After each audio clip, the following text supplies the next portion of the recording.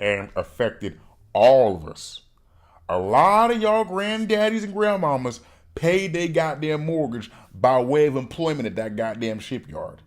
I ain't gonna hold you. A lot of black people, a lot of blacks and Filipinos, y'all know, a lot of us found a way to bring our black asses to the Bay, particularly to the V, shout out to Vallejo, by way of employment at that goddamn shipyard. So yes, let us talk about the Mare Island Naval Shipyard. Rest in peace to the shipyard. Rest in peace to anybody whose family not only worked there, were civilian employed, but as well as people who were trained there. A lot of y'all do not. The first actual Marine recruit training depot west of the Mississippi was at Mare Island. Yes.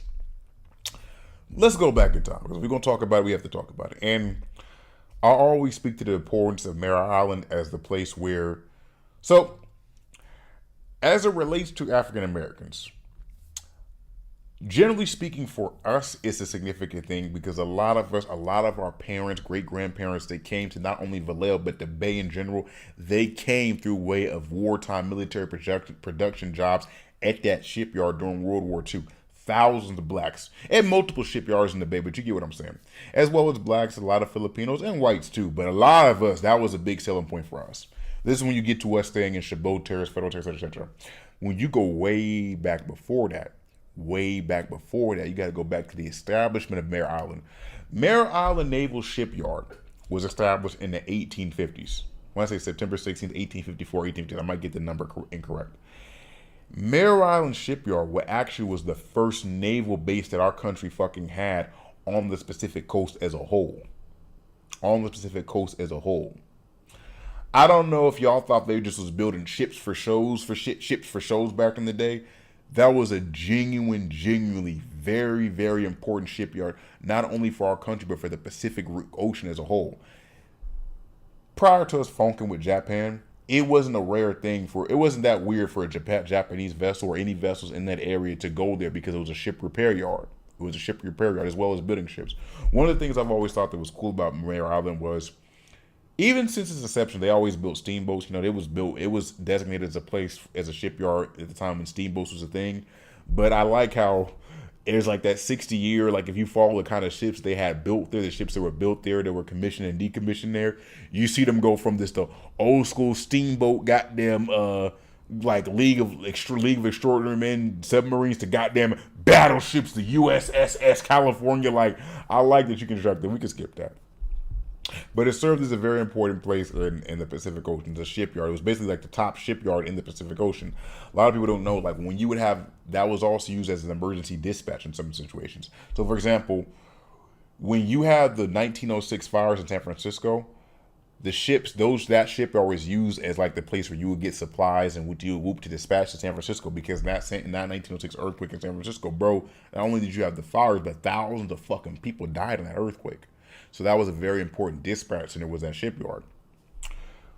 Even when you go back way before that, when we were in the Civil War, that was the only naval base we had at the time. That was the main dispatch we had to send our ships to our quote unquote territories that we had to protect in Central America. This is when you start getting even past that, going to the Philippine War and the Spanish American War. So it was a very important place.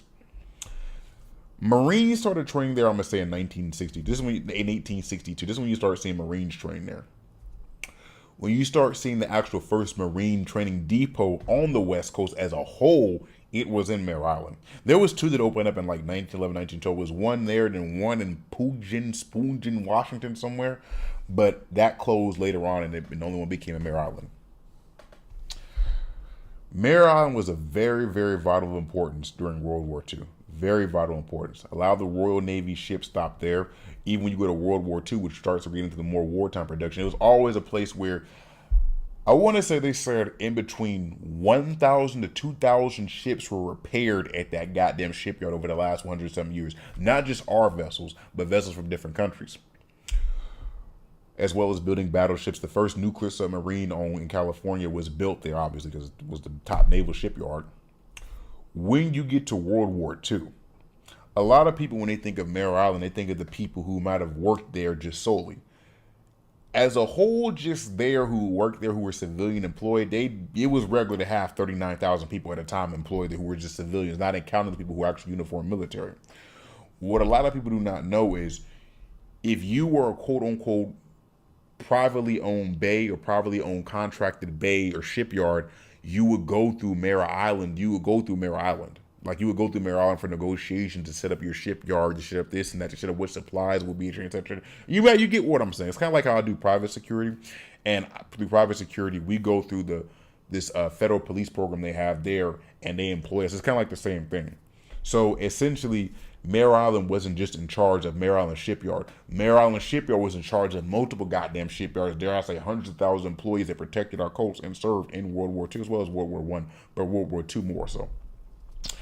As it relates to people who got jobs there, the reason why it's always been so significant to me is because, bro, I'm telling you, a lot of black families paid their bills with jobs at that shipyard. When you step out of those who stayed in wartime housing projects, a lot of people paid their mortgage, paid for their families, a lot of y'all granddad was paying for his real family in Vallejo and paying for his other family in West Oakland through a goddamn job at that shipyard. The only bias that was there was if you were black or Filipino, there was a preference to say that you wouldn't be allowed to work the quote unquote more specialist trade jobs. You would be more of a laborer. You'd be more of a laborer, like just like the labor. It's kind of like trying to give an example, like the pipe fitters or what you like. It's hard to explain. And there was a thing I want to say in 1961 where it was called the Original 21ers, the Original 21sters. I'm going to share that article right here where they protested to campaign for African Americans to start to be employed in more quote unquote specialized, higher paying positions at Mare Island. And it did work, even though the movement didn't necessarily hit nationwide news. Louis Farrakhan didn't show up, but it still worked in getting more African Americans more better jobs. I know my sister's grandfather, he worked there and was like an Air Force engineer or some shit like that. So it did work. Not Air Force, I'm sorry, Navy engineer, would you whoop. Mare Island is closed now. It closed in 1996. Was decommissioned. For not to say like the neighbor, they looked at it like, they had to pick one naval base to decommission, to close down. That was one that they felt safe choosing, as well as the fact that they felt like the economic growth in the area was safe enough to it wouldn't destroy everything. When you go to Mare Island now, it is, they have the California Conservation Corp there. It's multiple different businesses there. Toro University is there. Whoopty whoop whoop. Cemetery there. I appreciate what that base not only did for California, for our military, for our country, but as well as for just, it paved the way for a lot of people to come here and have a dream. I keep going back to the black thing because a lot of us, bro, a lot of our family, I made a video talking about my grandmama. A lot of our people, bro, were running away from some dark places, bro. A lot of us is running away from some fucked up places down south. Some spots where some of y'all got a grandma who ain't never took her black ass back to whatever village her family from in Louisiana. There's a reason why. And she got a job at that goddamn Mare Island Shipyard and worked until... I want to say to those of y'all who not only in our military and served in Mare Island, but as well as who are civilian employees, because I get to ignored a lot of the time, I want to say much love and much respect. Your contributions can never go ignored with me, because I know I used to live in Vallejo, and so I just know my history. So much love to y'all. To those of y'all who watch me, please let me know